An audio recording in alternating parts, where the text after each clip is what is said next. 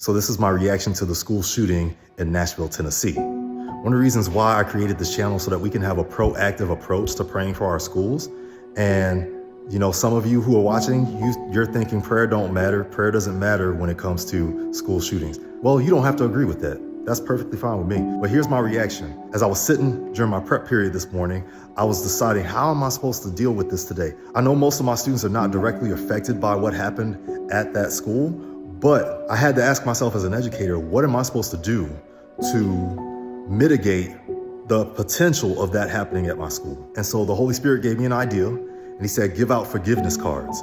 And so we did a forgiveness session at the beginning of my classes today. And I explained to my students, I said, hey, let's be real. For a transgender student to go back to their old school and deliberately fire at some teachers and some students, that's a huge problem. And I said, I believe the problem there is forgiveness. I think as Christians, we underestimate the power of the forgiveness of sins, and we preach messages that don't deliver people from darkness. I mean, let's be real. I think we Christians spend too much time preaching a gospel that is centered around what people should not be doing, especially with gender identity, instead of just preaching the forgiveness of sins. And I think if this student, whether it happened at school or not, I think if this student felt like she belonged to society and in society and didn't feel like her life was less meaningful because of her gender choice, I think she wouldn't have went to that school and shot up some students and teachers. I just really believe that deep down in my heart. And so that's why the Holy Spirit said, have a forgiveness session at the beginning of your classes today. So what I did was I quickly made a forgiveness card. I made forgiveness cards. This is upside down.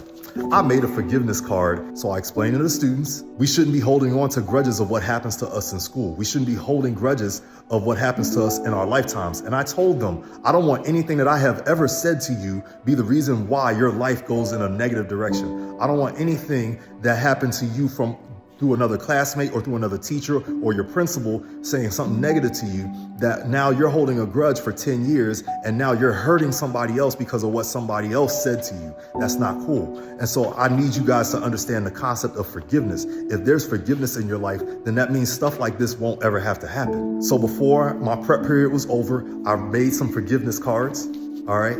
And on the inside, I asked students to actually tell me anonymously what it is that they need forgiveness for or forgiveness in, and to write about someone that they need to forgive that has done something wrong to them. And I told them, keep it anonymous. And then my students asked me, what are you gonna do with this information, Mr. Phillips? I told them straight up, I said, I'm gonna pray. I'm gonna do me. I'm going to pray over every single situation that you write in these forgiveness cards. And my students know that I'm Christian, and I teach in a public school. At least 1/3 of my students are Muslim. So they don't have a problem with me praying. I didn't say I'm gonna publicly pray over everything, but I am gonna take everything that you've written into prayer. And I got a tremendous response from my students, tremendous. At least 2/3 of them filled out the card. I actually made it optional. Everybody did not have to fill out a forgiveness card, but I did tell them forgiveness is important because I don't wanna see them come back to the school 10 years from now and because they had a bad bout with a teacher, now they feel like they gotta hurt somebody. I don't care if you're a Christian or not. Forgiveness is a skill. It is a skill that needs to be taught. Forgiveness is a weapon against darkness that needs to be taught to our kids. And that's what I did today. So if you got a problem with forgiveness being taught in school, then I'm gonna just pray for you. I don't know what else to say. I've only done half of my classes so far. Let me show you the stack of cards that they have given me. Where are they at? Here they are, here they are. They're right here. Whole stacks of forgiveness cards that kids filled out. This is at least 40 forgiveness cards, at least 40. Because I had 60 students this morning, only 2/3 of them filled it out. As Christians, I don't believe we've truly tapped into the power of the forgiveness of sins and how that can actually save somebody's life 10, 20 years from now. Because we release somebody from a debt that we've held them to, we are now able to save somebody else or save them from death. I mean, after all, the forgiveness of sins was one of the last things that Jesus talked about before he ascended.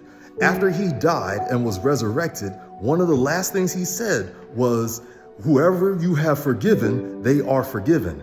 And whoever you don't forgive, they are not forgiven. Jesus gave humanity. He gave his followers and he gave humanity the responsibility of giving out the forgiveness of sins. And I don't think we practice it enough. And that's why in some of these situations where there are school shootings, it's because we didn't forgive somebody's sin, or we didn't teach the forgiveness of sins, or we don't think there's power in the forgiveness of sins. We don't think God can do anything with that when God did some of his greatest miracles through Jesus Christ because of the forgiveness of sins, and we have salvation because of the forgiveness of sins. We really underestimate the power of the forgiveness of sins. I don't think we understand whose lives we are jeopardizing when we don't go around looking for sin to forgive.